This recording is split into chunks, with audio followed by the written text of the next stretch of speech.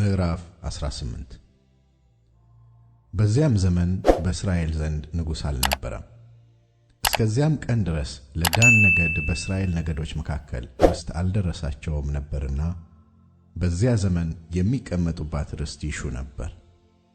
የዳንም ልጆች ከወገናቸው 5 ጽኑዓን ሰዎች ምድሪቱን እንዲሰልሉና እንዲመረምሩ ሂዱ፣ ምድሪቱንም ሰልሉ ብለው ከጾርዓና ከኤሽታኦል ሰደዱ። እነዚያም ወደ ተራራማው ወደ ኤፍሬም አገር ወደ ሚካ ቤት መጥተው በዚያ አደሩ። በሚካ ቤት አጠገብም በነበሩ ጊዜ የሌዋዊውን የጎልማሳውን ድምፅ አወቁ። ወደ እርሱም ቀርበው ወደዚህ ማን አመጣ? በዚህስ የምታደርገው ምንድን ነው? በዚህስ ምን አለ? አሉት። እርሱም ሚካ እንዲህ አደረገልኝ፣ ቀጠረኝ፣ እኔም ካህን ሆንኩለት አላቸው። እነርሱም የምንሄድበት መንገድ የቀና መሆኑን እናውቅ ዘንድ እባክህ እግዚአብሔርን ጠይቅልን አሉት። እርሱም የምትሄዱበት መንገድ በእግዚአብሔር ፊት ነውና በደህና ሂዱ አላቸው። 5ቱም ሰዎች ሄዱ፣ ወደ ሌሳም መጡ። በውስጡም የነበሩትን ሕዝብ ተዘልለው አዩአቸው። እንደ ሲዶናውያንም ልማድ ጸጥ ብለው ተዘልለው ተቀምጠው ነበር። የሚያስቸግራቸውም የሚገዛቸውም አልነበረም። ከሲዶናውያንም ርቀው ከሰውም ሁሉ ተለይተው ለብቻቸው ይኖሩ ነበር። ወደ ወንድሞቻቸውም ወደ ጾርዓና ወደ ኤሽታኦል ተመለሱ። ወንድሞቻቸውም ምን ወሬ ይዛችኋል አሏቸው። እነርሱም ምድሪቱ እጅግ መልካም እንደሆነች አይተናልና ተነሱ፣ በእነርሱ ላይ እንውጣ። እናንተ ዝም ትላላችሁን?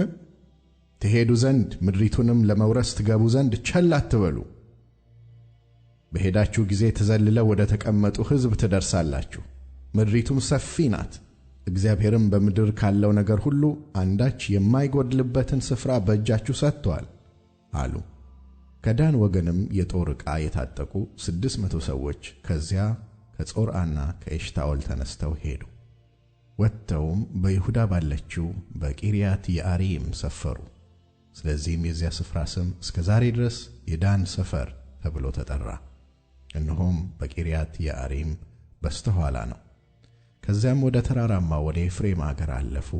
ወደ ሚካም ቤት መጡ።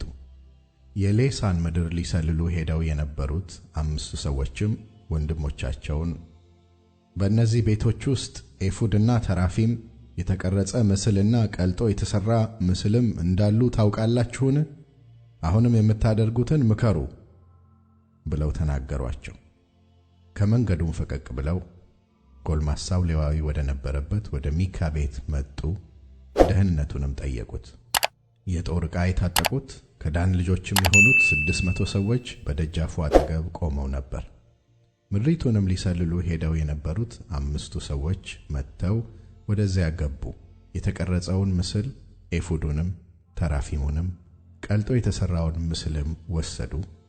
ካህኑም የጦር ዕቃ ከታጠቁት ከ600 ሰዎች ጋር በደጃፉ አጠገብ ቆሞ ነበር።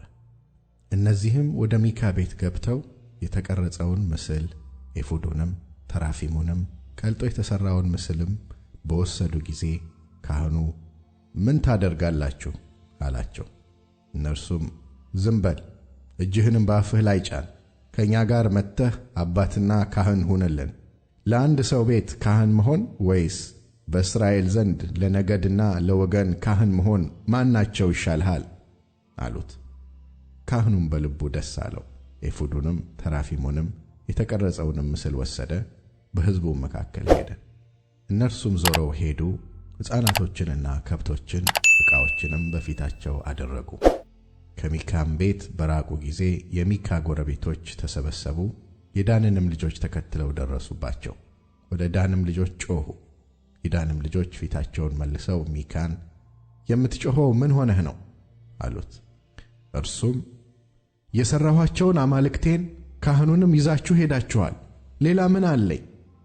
እናንተስ ምን ሆነሃል እንዴት ትሉኛላችሁ? አለ። የዳንም ልጆች የተቆጡ ሰዎች እንዳይወድቁብህ፣ ነፍስህ የቤተሰቦችህም ነፍስ እንዳይጠፋብህ ድምፅህን በእኛ መካከል አታሰማ አሉት።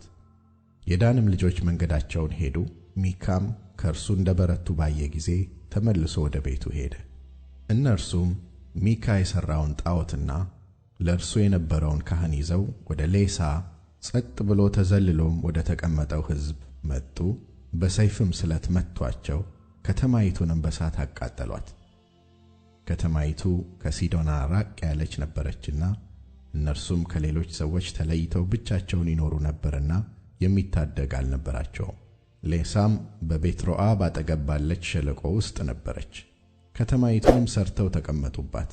ከተማይቱንም ከእስራኤል በተወለደው በአባታቸው በዳን ስም ዳን ብለው ጠሯት። የከተማይቱም ስም አስቀድሞ ሌሳ ነበረ። የዳንም ልጆች የተቀረጸውን ምስል ለራሳቸው አቆሙ። የሙሴም ልጅ የጌርሳም ልጅ ዮናታን እርሱና ልጆቹ የአገሩ ሰዎች እስከሚማረኩበት ቀን ድረስ የዳን ነገድ ካህናት ነበሩ። ሚካም ያደረገውን የተቀረጸ ምስል የእግዚአብሔር ቤት በሴሎ ባለበት ዘመን ሁሉ አቆሙ።